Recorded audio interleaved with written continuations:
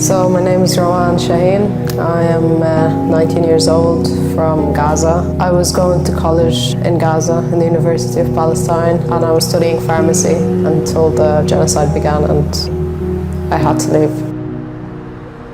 The first day when it all started, I was actually preparing for my anatomy the night before, and I stayed up till 3 that day, and then I woke up the next day and for my anatomy the night before, and everyone was really scared because we didn't know what to expect, you know. After just a few hours, I'd say, there was a lot of bombing started happening, and after the first 5 days, we had to leave our house because it started getting really dangerous and the bombing was happening really close to our house.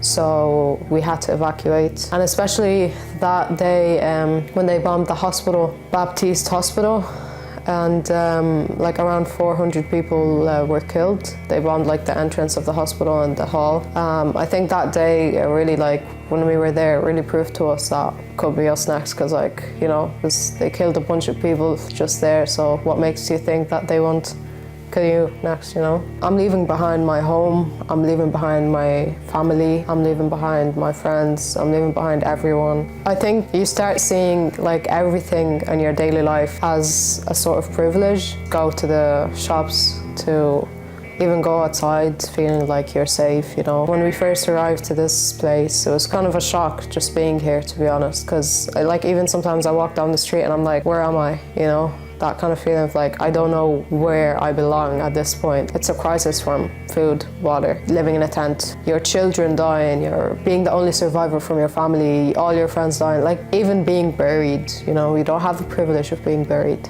That's to the level that it is. Sometimes I see in Ireland when I'm here and I see how much they respect the person that's being buried and they do the funeral and everything. I didn't know that was such a privilege to actually be buried, as simple as that. And I think being in Gaza has shown me there's so many things that we have in life that we really do take for granted. The situation in Gaza is it's really, I think there's no words that can actually describe how really horrible and scary it is.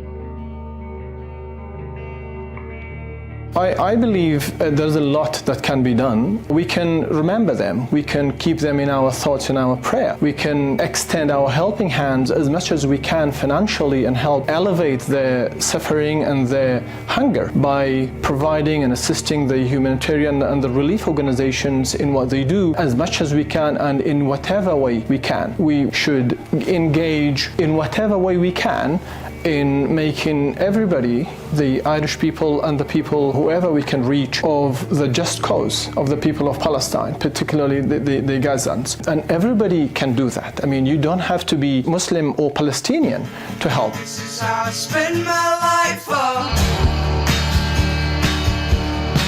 Singing old songs, but if I waste my life. You saw here today just a snippet of the support and the goodwill towards Palestine. It is overwhelming. It is unrivaled within the EU, which is phenomenal. We send our love and solidarity to all my sisters and brothers in Palestine. We are with you, we'll never forget you, and we will be back. We will return to our homeland. They are not forgotten, and we're doing what we can. We, the people in Ireland, are doing what we can. So please be aware that we have not forgotten you. From the river to the sea, Palestine will be free. I've seen how much support there is from the Irish people, and I think because they can relate to us, you know, their history and what they went through in the past, you know. Even Palestinians, they love the Irish people, and you'd see the Irish flag be held in Gaza, and a lot of people hold the flag, and you know, there's common, you know, respect. How to help to raise awareness, protesting,